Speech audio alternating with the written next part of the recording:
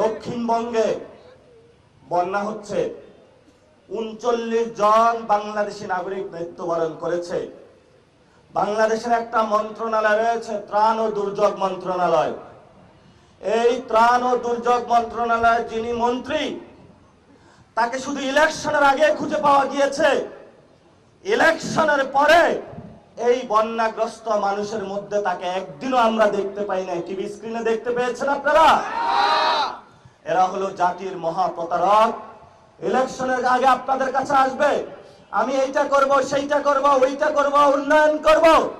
ইলেকশনের পরে এদেরকে পাওয়া যায় নারীর সাথে, মদের আড্ডায় এবং দুর্নীতি, সন্ত্রাস, চাঁদাবাজিতে ব্যস্ত।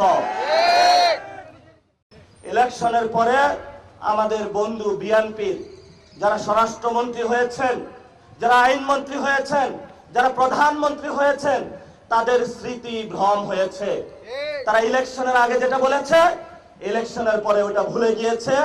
কারণ এই ইলেকশনের ভিতরে নিচে তাদের আর একটা দফারফা ছিল দিল্লির দাদাবাবুদের সাথে, যেই দফারফার ভিত্তিতে আপনার সন্তানের রক্ত নিয়ে যে হোলি খেলা করেছে, সে আওয়ামী লীগ আজকে বাহিরে ঘুরেফেরা করে। আওয়ামী লীগ যখন এসেছিল, জিয়াউর রহমান শহীদ হয়েছিল। আওয়ামী লীগের সেই খুনি হাসিনা বেগম খালেদা জিয়াকে শহীদ করেছে।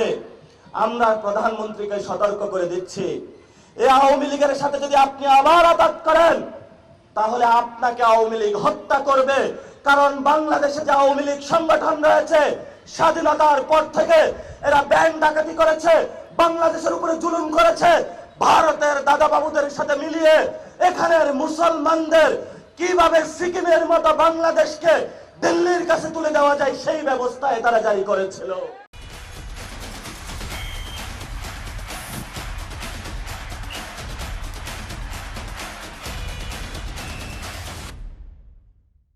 বিজেপি, আরএসএস যে গুন্ডা বাহিনী, আমরাও তোমাদেরকে হুঁশিয়ার করে দিতে চাই, বাংলাদেশের মুসলমান, হিন্দু, বৌদ্ধ, খ্রিস্টিয়ান 47 আজাদির লড়াই করেছে, 71 যুদ্ধ করেছে, 90 করেছে, 24 করেছে। তোমাদের যত ষড়যন্ত্র, কোন ষড়যন্ত্রই বাংলাদেশে কখনো বাস্তবায়ন হবে না।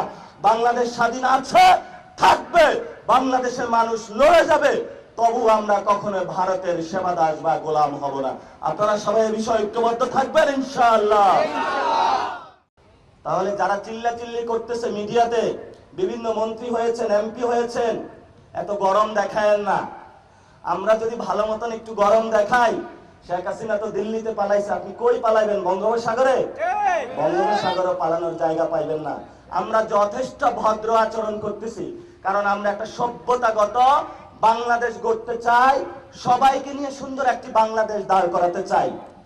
এই সুযোগে কেউ যদি বেশি লাফাল দেওয়া শুরু করেন, কিভাবে টেনে নামাইতে হয়, দুপুরে আপনাদের যে ভূত এসেছে, রামভূত, দিল্লির ভূত, এই চাঁদাবাজির ভূত আমরা ইনশাল্লাহ নামাইতে পারবো। যাদের পকেটে 5 আগস্টের পরে সিএনজি স্ট্যান্ড, বাস স্ট্যান্ড, দোকানপাট দখল করে গরম গরম টাকা হয়েছে, ওইগুলা বাড়ি দিলে সব টাকা থুইয়া তারপরে আবার এই বঙ্গোপসাগরের দিকে পালাইবে।